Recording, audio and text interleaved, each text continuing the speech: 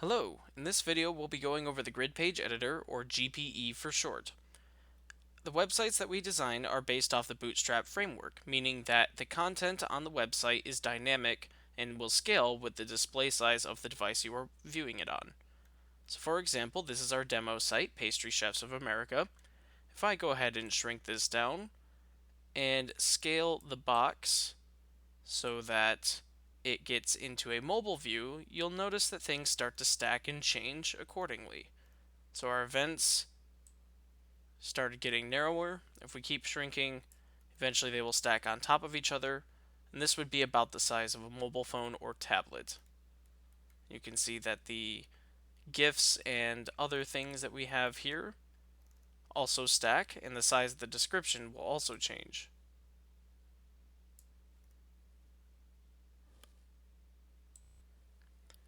To get to the Grid Page Editor, we go to the Admin menu, Website, Content Manager menu, to the Content Manager, and then in this drop down here we will pick Add Grid.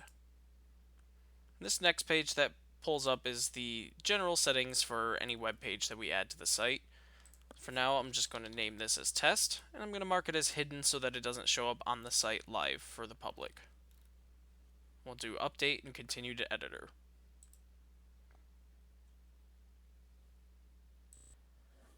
This is the grid page editor. The grid consists of columns of different widths embedded in rows, and so for this example here we have one column that is 8 units wide and one column that is 4 units wide. All columns will add up to 12 units wide because that is the width of the screen. So for example, if you want to add one that is the full width, we can click on this icon here. It will add one column that spans the entire width of the screen. And then to delete, we can press the trash can delete remove icon here for the blue segment or the gray one.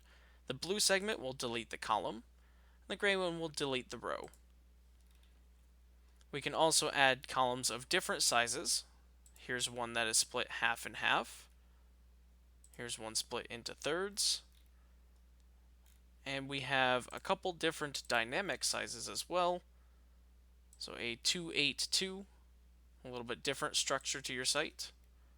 A 4.8 and an 8.4 as defaults. You can also manually size your columns however you'd like, using these plus and minus options here. If we click the minus, the content will shrink. You'll notice that the text also shrinks there.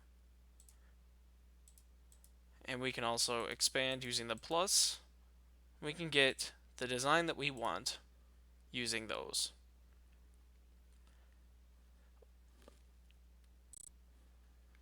Over here on the right, we have a menu to return to the list of web pages that we have.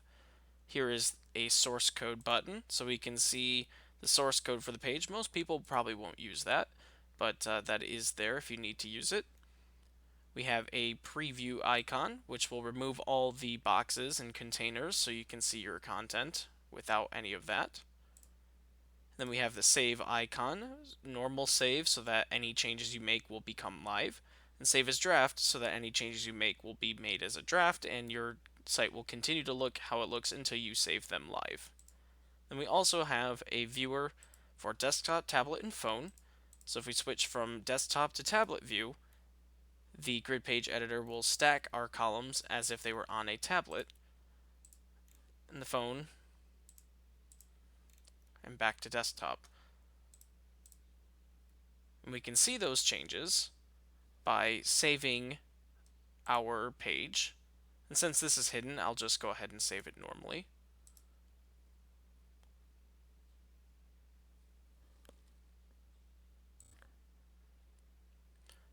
Over here, I have a version of the page that is open and live, so that any changes I make here, I can update and refresh the page and see them as it would look on the site.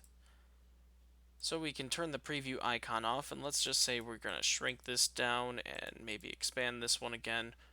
Go ahead and save it. Come back to the site, refresh, and we can see that our content has changed accordingly. If ever you want to copy your content, you say you want to have another content, you have some pictures or some text you don't want to have to worry about copy and pasting, we have a copy row function here, which will make a duplicate of the columns and the row exactly as is, and then you can work from there. If you'd like to add more content to your column, you can click this Add Editable Region button right here, and that will add a new red box where you could pick your new content type and fill that out as you want. You can also delete by pressing the red X next to the content. And then if you'd like to add a new column to your row, you can click the plus icon in the gray row box, and it will add a new blue column here. You can resize that however you'd like, and again add more content if you want to.